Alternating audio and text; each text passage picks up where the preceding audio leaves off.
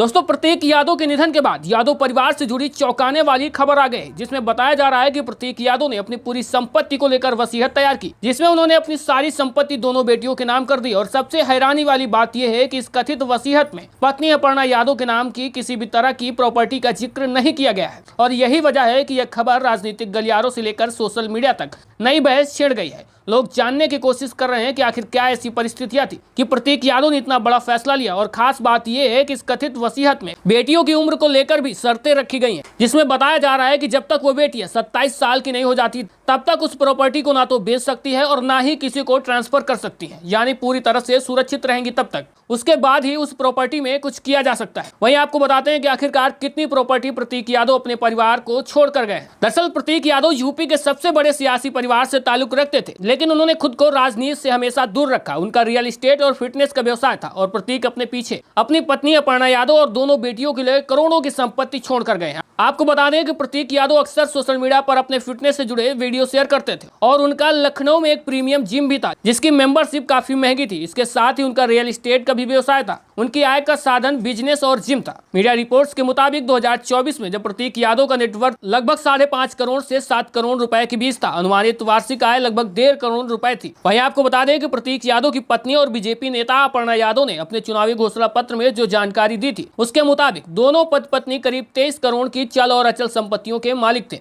लखनऊ में जिम के साथ रियल एस्टेट परियोजनाओं के माध्यम से उन्होंने काफी आय अर्जित की थी और इसके अलावा कुछ जगहों में परिवार की ओर से निवेश भी किया गया था। तकरीबन 22 बीघे उनके पास कृषि योग्य जमीन और लखनऊ के पोर्स इलाके हजरतगंज के पास उन करोड़ों का आलिशान मकान भी था। वहीं इसके अलावा सफल व्यवसायी होने के साथ साथ प्रतीक यादव अपनी लग्जरी लाइफ के लिए भी जाने जाते थे। उन्हें महंगी और लग्जरी गाड़ियों का शौक था। उनकी कारों के कलेक्शन में हाई एंड गाड़ियां भी थी, जिनमें एक लैम्बोर्गिनी कार भी थी। इसकी कीमत करीब 5 करोड़ रुपए बताई जाती है। प्रतीक यादव ने साल 2015 में जब जिम व्यवसाय और आयरन कोर फिट लॉन्च किया था और बाद में इसकी कई और ब्रांचें भी खोली गई थी। प्रतीक यादव लखनऊ के प्रसिद्ध द जिम फिटनेस प्लैनेट के मालिक थे और इस जिम में इटली और अमेरिका से लाई हुई मशीनें लगाई गई थी और इस जिम में वार्षिक मेंबरशिप करीब 35,000 रुपए थी और इनके जिम में कई नामी गिरामी लोग भी सदस्य थे। वहीं प्रतीक यादव कई रियल एस्टेट कंपनियों में इनडायरेक्टली इन्वॉल्व थे। लगभग 17 कंपनियां इन लोगों ने बनाई थी, लेकिन ये सारी कंपनियां इनके साले यानी अपर्णा यादव के भाई के नाम पर थी और एक भी कंपनी प्रतीक यादव के नाम पर नहीं थी।